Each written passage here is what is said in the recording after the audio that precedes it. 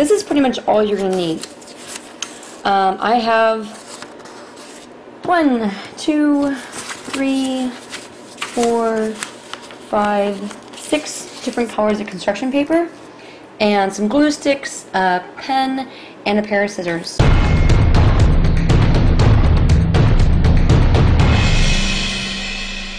We've cut out of construction paper these different shapes, and we're going to make a turkey hand. So this is basically a child's hand. You just trace it onto a piece of brown construction paper, and then you cut out of different colors these kind of teardrop things. Now they're anywhere between 2.5 inches long. You can make them longer, you can make them shorter. I do this shape for the legs. That way you don't have to worry about the legs coming apart or falling off.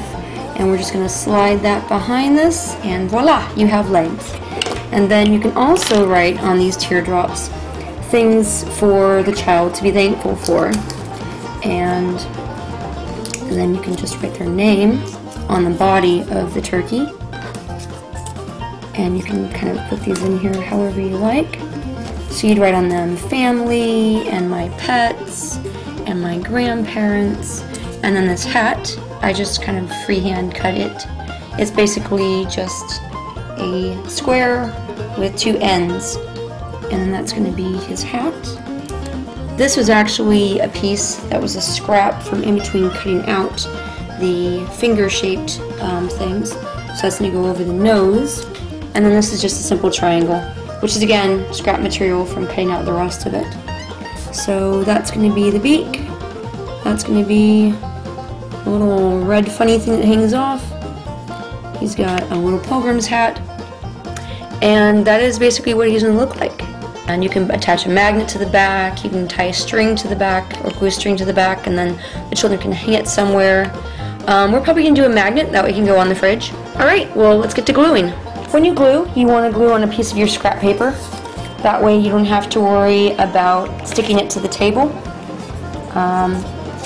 You always want to make sure that when you're gluing things the right direction, so that you don't end up laying them down the direction that you want them facing out. So you always glue the back of things. So we're going to put some glue on here, and then we're going to attach to the back. The legs are attached, and feathers. Now you can attach some of them to the back, that way you can also have the brown showing through. So I'm going to take the largest of these and attach them to the back. Keep in mind to evenly space the plumes, so that, and also the colors. That way you don't end up with too many heavy ones in the front or too many of the same color. I usually do 3 of each color, and then I make sure I space them evenly.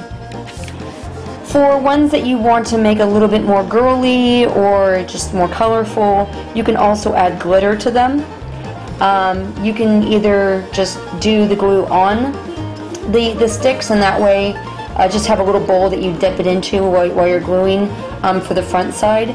That way it just stays, and you're not doing with a whole bunch of handful of glitter. That's what I usually do. Okay, so I have 1 layer of them all on the back, and now it's time to flip them over and work on the front. Alright, so now we've attached the beak, and we've attached all of the feathers that we want to attach. We put a little bit of glitter on there, but not enough so it's going to get all over the floor.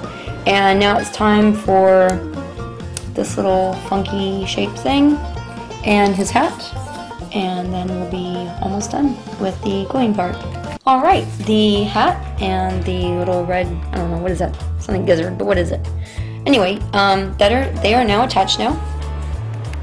And you can pick it up and look at it.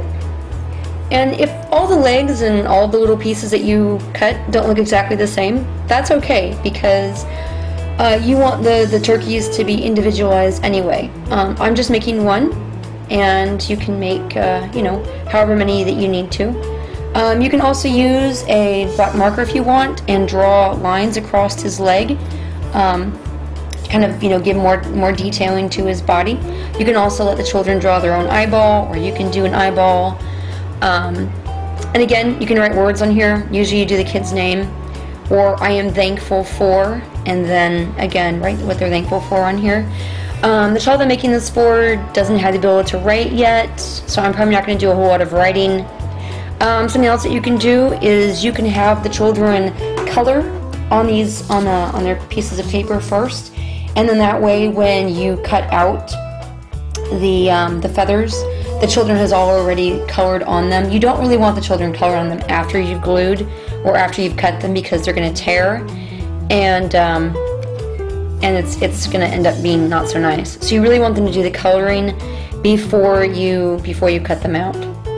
Alright, so we are almost done with this bird, and this is the front, this is the back, and I think we'll attach maybe one more feather back here. See how I spread out the colors so they're not too matchy but different enough. And we have another one we can attach here just to kind of finish evening it out. Keep in mind, if you're struggling with your bird or the cutouts or the gluing or any part of this, this is a kid project. It's not supposed to look perfect. Honestly, the imperfections are what the parents are going to love the most about it, because they're going to think, oh, my child did that. You know, they really didn't do that much of the work, but who cares? It's for the parents, and it's for something for the child to take home, and that's all that really matters. Oh, and don't forget, you want to make sure you write the date and your child's name on it. The date you usually write somewhere on the back. Happy Thanksgiving, and until next time.